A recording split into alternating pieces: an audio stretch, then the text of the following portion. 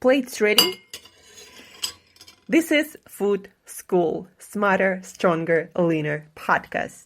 Want to feel amazing, love the way you look in the mirror, and perform your absolute best in the gym, at work, and in life? You're definitely in the right place. Food. It's you. It builds every single cell of you. And if there is one thing every human being must master, it's food. Because at the very least, eating, you do it every day, several times a day, every single day. You might as well get good at it. I'm your host, Shurina from Create Yourself That Today, your personal nutritionist and plate watcher, your diet guide and explorer, your fat loss coach and food inspector. And just someone with a lot of passion and obsession and curiosity for healthy food, healthy diets, nutrition, optimized human performance, everything and absolutely anything you put in your grocery shopping cart, your fridge, on your plate, and in your mouth. It's my business. Food School, on a mission to help you eat better daily. It's the last time I talk about food. It's the last time I talk about food. Hey guys, and welcome back to another episode of Food School Smarter, Stronger, Leaner podcast. Today is Thursday, and it means that we will learn more about certain food, about new food, about hot food. We will hear from food founders, creators of new foods, of our future food supply. We will be talking about lab-grown meat. We will be talking about lab-grown fish and dairy and a lot of other interesting things.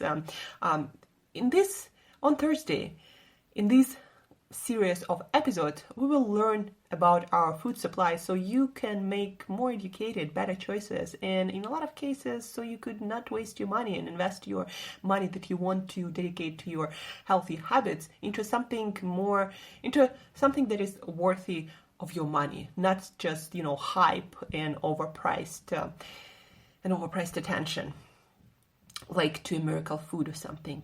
So today we are talking about one ingredient that is still not defined really by any food regulating organ, not in European Union, not in US, not by FDA. There is still research going on.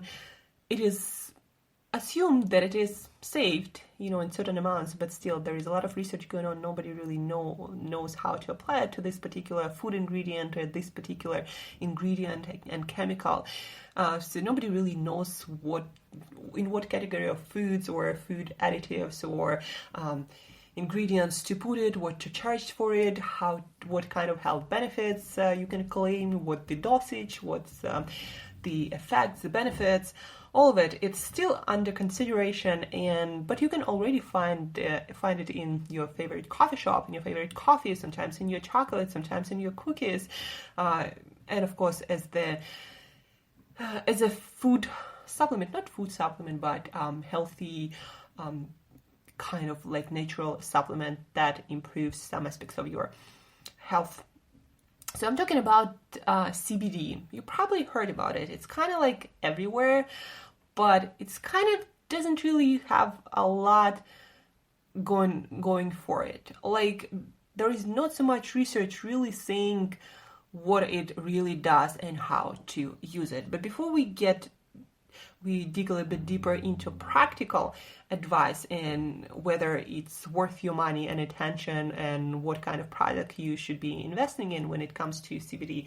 Before all that, so let's talk about CBD, what it is and where it comes from and why all the hype, all the conversations, all the noise about it. So CBD, usually you'll hear about CBD oil. CBD or cannabidiol, it took me some time to pronounce it properly. I've been practicing my pronounce of cannabis-related terms all morning today. Cannabidiol, cannabinoid, a lot of them. Anyway, so CBD, it is one of 104 chemical compounds known as cannabinoids found in the cannabis plant. So CBD oil is made by extracting CBD from the cannabis plant, then diluting it with a carrier oil like coconut or hemp seed oil. So CBD is not an actual oil, it is an extract, and it is probably absorbed and better preserved when it's combined with oil as a carrier. So that's why they put it together with coconut oil or hemp seed oil, but it is not oil itself. So why CBD? Why all the hype? Well, CBD, it's proven to be useful and have some effect on a whole variety of conditions like autoimmune diseases, inflammation and arthritis, neurological conditions like Alzheimer's, dementia, Parkinson, multiple sclerosis, epilepsy, metabolic syndrome, diabetes, obesity, neuropsychiatric illness, autism, ADHD, PTSD, alcoholism, gut disorders, colitis, Crohn's, cardiovascular dysfunction, atherosclerosis, and other dysfunctions, skin diseases like acne, dermatitis, psoriasis, and others. And how does CBD work? CBD and THC, it's another compound found in the cannabis plant that has psychoactive, and that's the compound that kind of makes you high. And that's one of the active compounds why people smoke cannabis plant. Anyway, CBD and THC interact with our bodies in a variety of ways. One of the main ways they impact us is by mimicking and augmenting the effects of the compounds in our bodies called endogenous cannabinoids. And guys, endogenous, for those of you who don't know that term, it's usually in scientific papers. Endogenous means something that is produced inside our bodies, compared to, let's say, exogenous, that means that it is outside. So when you take one, you also might hear endogenous ketones, exogenous ketones, and what it means is endogenous ketones are the ketone bodies that are produced by our body, and exogenous ketones are ketone bodies that you take as a supplement. So named because of their similarity to the compounds found in the cannabis plant. That's what I'm talking about, cannabinoids. These endocannabinoids are part of a regulatory system that is endocannabinoid system, that is a system that our body actually has. So the endocannabinoid system plays a crucial role in regulating a broad range of psychological and physiological processes that affect our everyday experience. So our mood, our energy levels, our intestinal fortitude, immune activity, blood pressure, bone density, glucose metabolism, how we experience pain, stress, hunger, and more. What happens if the endocannabinoid system doesn't function properly? What are the consequences of a chronically deficient or overreactive endocannabinoid system? In a word, disease. Cutting-edge science has shown that the endocannabinoid system is dysregulated or basically doesn't work properly in nearly all diseases. Thus, it stands to reason that modulating endocannabinoid system activity may have therapeutic potential in almost all diseases affecting humans. So basically, all the cannabinoid or all the compounds that found in cannabis in some way or the other interact with our endocannabinoid system and mimic or augment or supplement the processes that happen endogenously or internally in our body. So that's why there is so much research going on into this, because potentially it's going to be a huge multi-million-dollar or multi-billion-dollar industry, and if it can really have this profound effect on our body, then it's worth investing into. And that's why anything that can be mass marketing, like CBD oil or other compounds found in cannabis plants, that's why they're getting so popular so easily, because a lot of companies are interested to get a piece of that multi-billion-dollar pie of cannabis industry in a healthy, sustainable way, not related to drug consumption or recreational drugs, anything like that. So guys, you can see For example, these days you can see in your favorite coffee shops CBD infused coffee, and I kid you not, there are already quite a few coffee shops that sell cannabis infused or CBD infused coffees or CBD infused cookies or croissants or CBD infused cookies and what else? Like chocolates. Yeah, that's another one of the popular ones. Of course, you can also buy CBD oil itself. But the thing about guys, CBD oil is pretty fragile. So, for example, if you put it in hot coffee, you probably killed all that was there that could be good for you. And also, by the way, guys, CBD oil is mostly used by most consumers outside clinical research. Is used for anti-anxiety thing.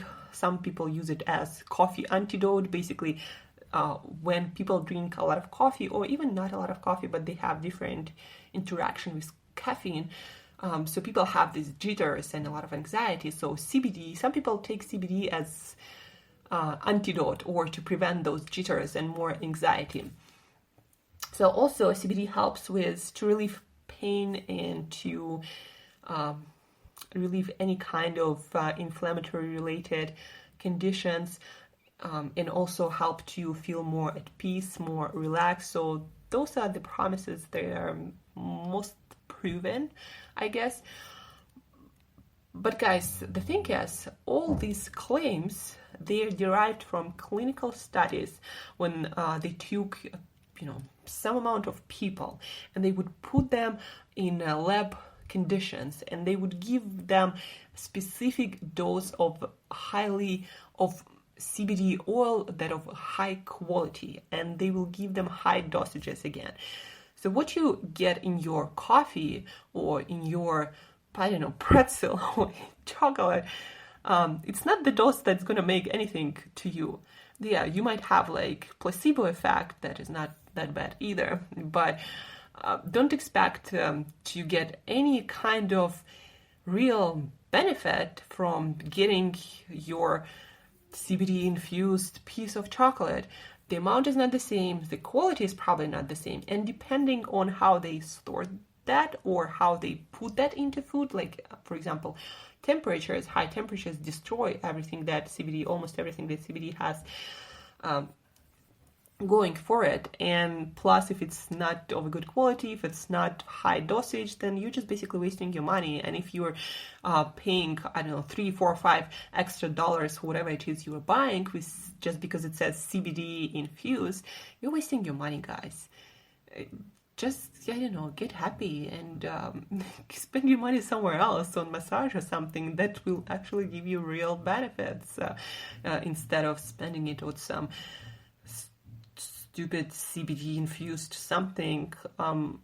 If you can get your hands on some good quality CBD oil from certified producers, from the company that really has some good reputation providing good CBD oil, if you can get your hands on that, and if you know how to take it, or you do the research, because for different people it's going to be different, and depending also again on the quality of that CBD oil.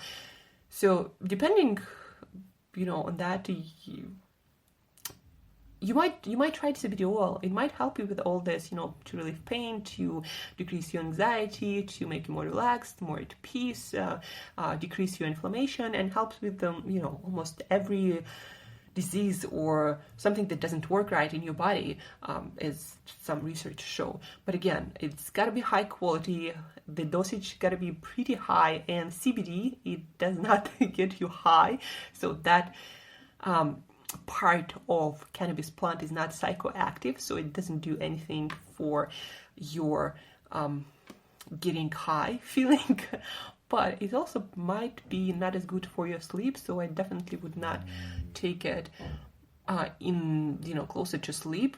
although some people actually do take it to fall asleep easier, but some research say that it has the same effect as alcohol does. It like knocks you off easily, you fall asleep easily, you get unconscious easily, but then the quality of your sleep suffers. So, see if you want to experiment with that, try it and see how it affects your sleep also. But anyway, if you want to try it, spend your money on some good quality supplement, on some good quality CBD oil. Don't waste your money on some CBD infused whatever, because it just 99.9% of chance it doesn't work, and it's never gonna work. It's like, sometimes it's funny for me how they say, some superfood, like, I don't know, turmeric or maca powder, it has like those amazing effects, but they forget to tell you that in order to get that effect, to get positive effect from taking that, you gotta take quite a lot of that, and on a regular basis, and of certain quality, certain bioavailability. Taking any kind of turmeric powder and expecting it to work as well as some high quality turmeric extract supplement mixed with some oil, because oil makes absorption of compounds found in turmeric much better.